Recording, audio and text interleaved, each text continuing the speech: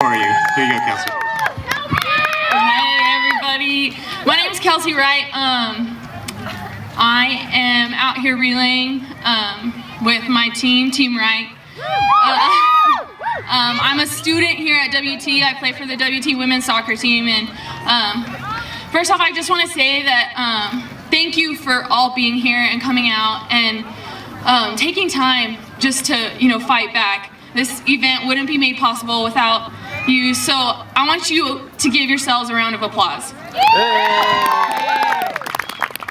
I am so honored and humbled just to be standing here before you all. There are so many amazing people here, survivors, caregivers, and supporters. When I look around and I see all your faces, it saddens me because I know cancer has affected some of you in a way. Yet we're standing here in the pitch dark for one reason, and that's to fight back. To fight back against this awful, disgusting, and most of all, selfish disease. Because cancer is the epitome of selfish. It only cares about itself, its physical needs and wants. It takes everything without regard, and in the end, its selfishness leads to its own death. So let's be the opposite of cancer tonight. Let's be selfless. Let's give everything we can to helping others and ourselves and beating this disease. But I want to start off by telling you a little about me and the reason that I relay. I was born in Las Cruces, New Mexico, where I completed a family of 5. My dad, John, my mother, Cindy, and my 2 older sisters, Erin and Morgan. Growing up, I knew what the word cancer was. I knew what it meant, but I never felt what cancer was, what cancer is. But in April of 2008, my sister Erin was diagnosed with melanoma cancer. This was a huge shock for me. All of us 3 girls had grown up under the same hot New Mexico sun, but cancer chose her. My sister went through a 12-hour surgery at MD Anderson in Houston to remove 45 lymph nodes from one side of her neck and 32 on the other. It hadn't sunk in. My sister was fighting cancer. She's fighting for her life.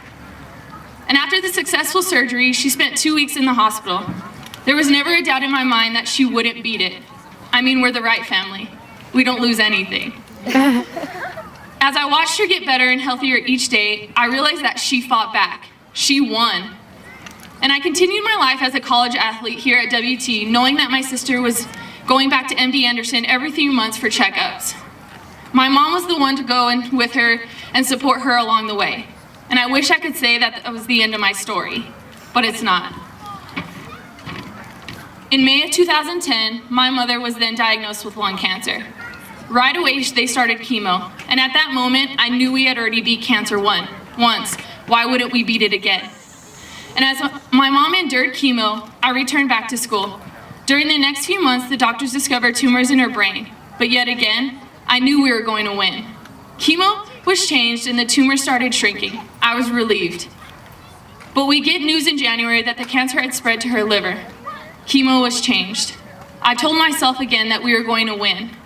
I returned to school after an absolutely wonderful Christmas break, but my mom only got sicker. I received a phone call from my dad on a Monday night. He had a flight home for me the next morning. The doctors couldn't do anything else. The cancer had taken over her liver. The chemo wasn't working. My mom was dying. That's when it hit me. We hadn't won. As I spent the next week with her and my family, she continued to fight. On Monday, January 31st, my mother, Cindy Wright, lost her battle. I returned back to school a couple weeks later. It was here, in the WT hallway, in the broadcasting hallway, that I saw a Relay for Life sign. I took one look at it, and I knew that this is what I was supposed to do. I'm supposed to fight back. Just because my mom lost her battle doesn't mean cancer won the war. After all of that, I didn't think cancer would choose my family again. But last month, my sister returned back from Houston for her 6-month checkup after being almost 4 years clear. The doctors found a tumor in her stomach. The melanoma had returned. And all I could think was that the cancer won't win again. It can't. With my sister's strength, the doctors removed a softball-sized tumor and 3 quarts of blood from her abdomen. I am so happy to say that she's here with us tonight, and she's fighting again, not only for her, but for my mom.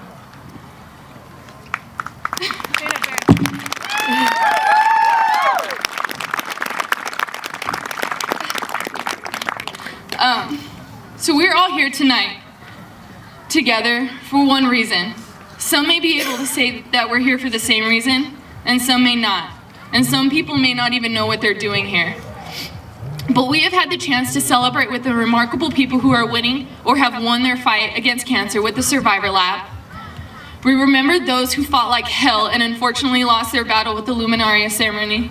But now it's our time. It's a time where we can all come together to find a cure, to fight back against cancer. And here's something that I believe about life.